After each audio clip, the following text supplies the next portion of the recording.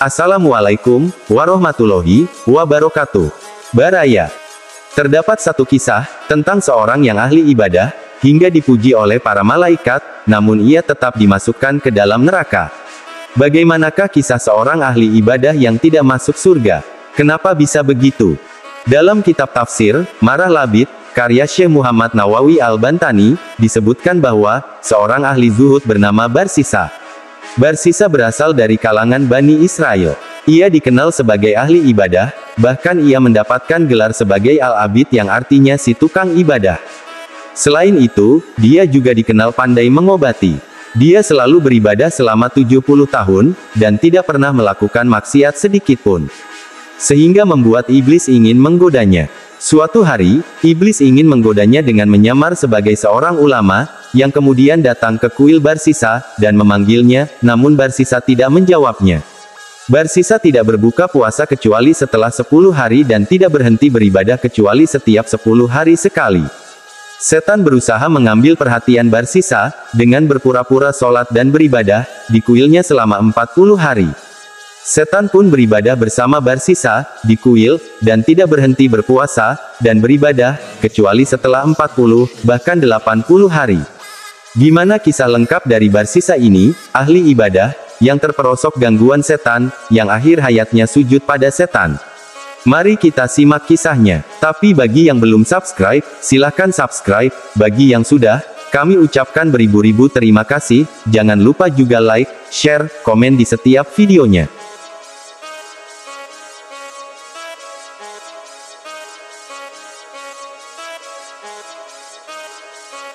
Dahulu ada 3 orang bersaudara, sepakat untuk menemui pendeta Barsisa, di kuilnya. Mereka akan memintanya, menjaga saudari mereka, selama kepergian mereka untuk berdagang. Tidak ada seorang pun di negeri itu, yang dapat dipercaya, untuk dititipi seorang gadis, yang telah menginjak usia kawin, selain Barsisa, pendeta dan ahli ibadah Bani Israel, yang baik lagi solih. Ketiga orang itu kemudian pergi, menuju kuil Barsisa, lalu mereka mengemukakan persoalan itu. Pada mulanya, Barsisa menolak, dengan alasan dirinya seorang ahli ibadah, dan dia tidak mempunyai waktu untuk merawat saudari perempuan mereka. Lebih dari itu, saudari perempuan mereka itu pun, akan menyibukkannya dari ibadahnya. Satu hal, yang tidak diketahui oleh ketiga bersaudara itu, adalah bahwa, Barsisa merupakan sosok yang menyukai kebanggaan, dan imannya pun lemah. Hal itu adalah karena dia telah terperdaya, dia mengira bahwa setan tidak mempunyai kekuasaan, untuk menggoda dirinya. Barsisa yang terperdaya itu lupa bahwa, anak tangga pertama, untuk naik ke tingkat atas, dalam hal keburukan adalah, keteperdayaan, karena perasaan inilah yang dapat membukakan pintu hati seseorang, hingga mudah dimasuki setan. Setan berhasil membisiki Barsisa, dan berkata, itu merupakan amal baik, kepada orang-orang miskin. Oleh karena itu, setujuilah permohonan mereka, dan tetap sibukkanlah dirimu dengan salat, dan ibadahmu, jauh dari wanita itu. Itulah halusnya bisikan setan. Akhirnya, Barsisa yang terperdaya itu menyetujui permohonan gurunya, iblis. Namun, dia memberikan sebuah syarat, yaitu, ketiga bersaudara tersebut, harus membangun sebuah gubuk, untuk tempat tinggal saudari perempuan mereka, yang letaknya jauh dari kuilnya. Dengan demikian, Barsisa tidak dapat melihatnya, begitu pula sebaliknya, saudari mereka tidak dapat melihat Barsisa. Demikianlah Barsisa, tanpa disadarinya bahwa, dirinya telah menanam paku yang pertama pada katilnya. Barsisa selalu membawa makanan, ke gubuk gadis itu setiap hari, namun dia meninggalkannya di pertengahan jalan, dan kembali ke kuilnya, kemudian gadis itu datang untuk mengambilnya. Dengan rajinnya, Barsisa melakukan pekerjaan itu setiap hari. Setan memiliki cara yang tidak pernah berubah, dalam menipu dan mengelabui. Dia selalu membuka beberapa pintu kebaikan, demi membuka satu pintu keburukan. Setan menemui Barsisa, dan berkata kepadanya, sedang Barsisa tidak melihatnya. Betapa malang gadis itu, kamu meletakkan makanan untuknya, di tengah jalan dan kembali ke kuil.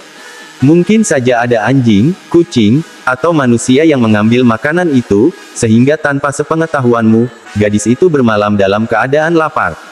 Barsisa selalu memikirkan kondisi si gadis malang itu, sehingga salat dan ibadahnya terganggu olehnya. Akhirnya, Barsisa memutuskan untuk mengantarkan makanan itu sampai ke pintu gubuk, dan meletakkan makanan di sana, kemudian kembali lagi dengan segera, sehingga dia tidak melihat gadis itu, dan gadis itu pun tidak mengenalnya. Pada keesokan harinya, Barsisa bangun tidur, lalu kemudian dia membawa makanan itu sampai ke pintu gubuk, lalu mengetuk pintunya, dan segera kembali lagi ke kuilnya untuk beribadah kepada Allah. Sementara itu, setan selalu menyertainya untuk membisikkan dan menggodanya dengan cara lain. Kemudian setan membayangkan ke dalam hayalan Barsisa, sehingga Barsisa melihat dalam hayalannya, rupa gadis tersebut begitu cantik lagi mungil, sementara dirinya adalah lelaki yang sudah lama mengasingkan diri dari keramaian manusia untuk melakukan ibadah kepada Allah. Tidak lama kemudian, Barsisa memohon ampunan kepada Tuhannya, dan kembali kepada ibadahnya. Namun dia kembali dengan hati yang lain, bukan hati yang pernah dia kenal. Gadis itu selalu ada dalam hatinya, meskipun dia tidak pernah melihatnya dan gadis itu pun tidak pernah melihat dia. Hari berikutnya, Barsisa melakukan hal yang sama. Dia meletakkan makanan itu, lalu pergi, kemudian larut dalam ibadah dan salatnya. Namun ada sesuatu yang mengganggu salat dan ibadahnya.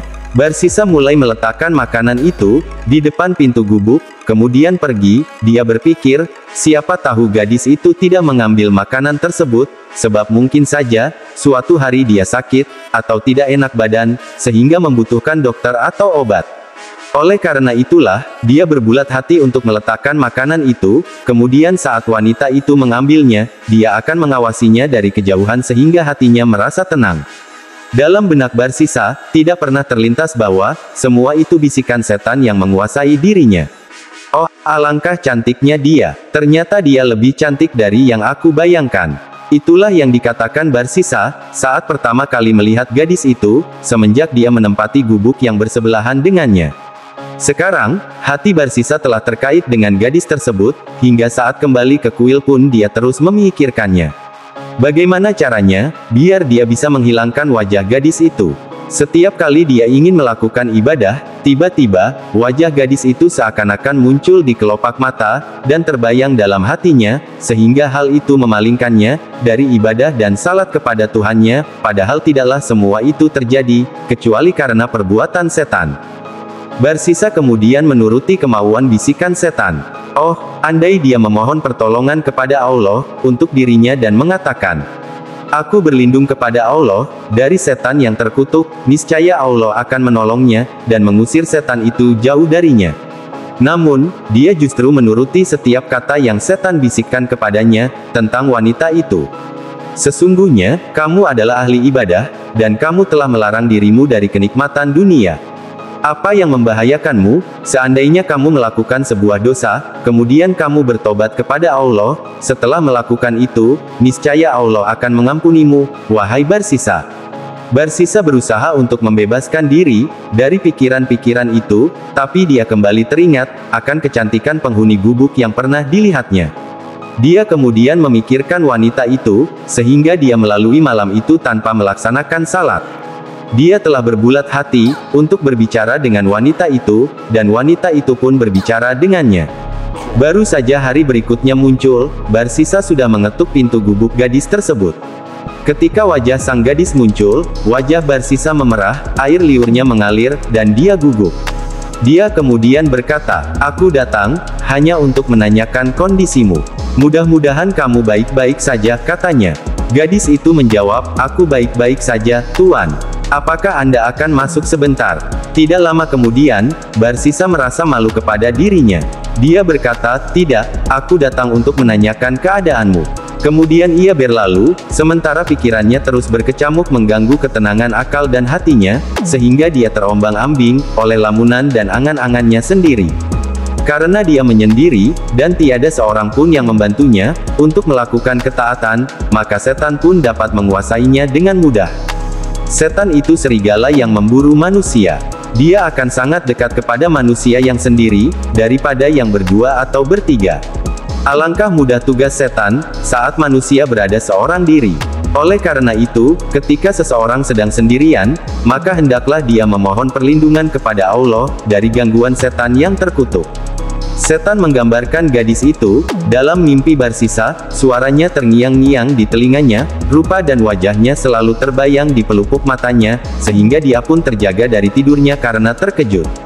Dia berharap, andai dia dapat berbicara lagi dengan gadis itu, dan gadis itu pun berbicara lagi dengannya.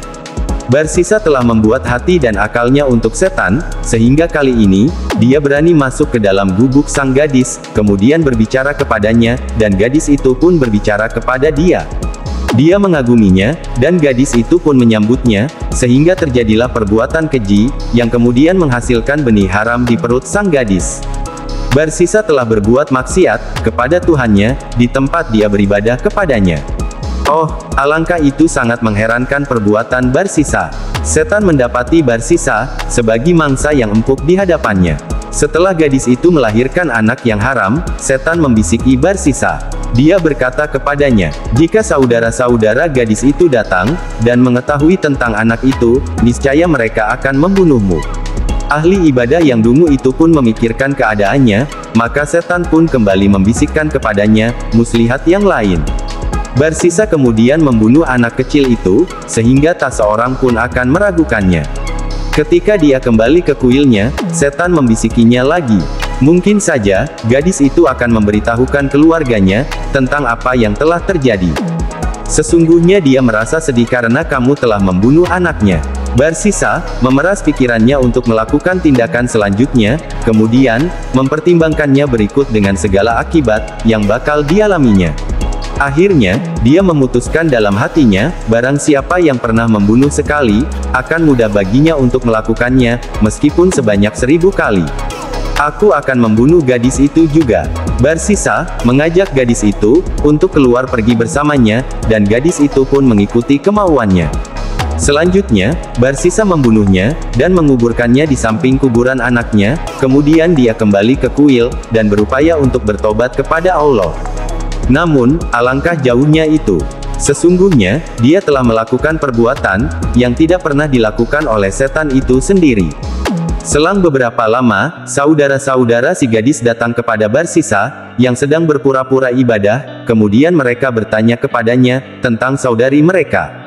Barsisa kemudian menjawab, "Dia telah meninggal dunia, dan aku telah menguburkannya." Kemudian dia memperlihatkan kuburan gadis itu kepada mereka. Demikianlah, Barsisa telah berdusta, membunuh, dan melakukan perzinahan. Setan kembali, namun kali ini dia mendatangi ketiga bersaudara itu.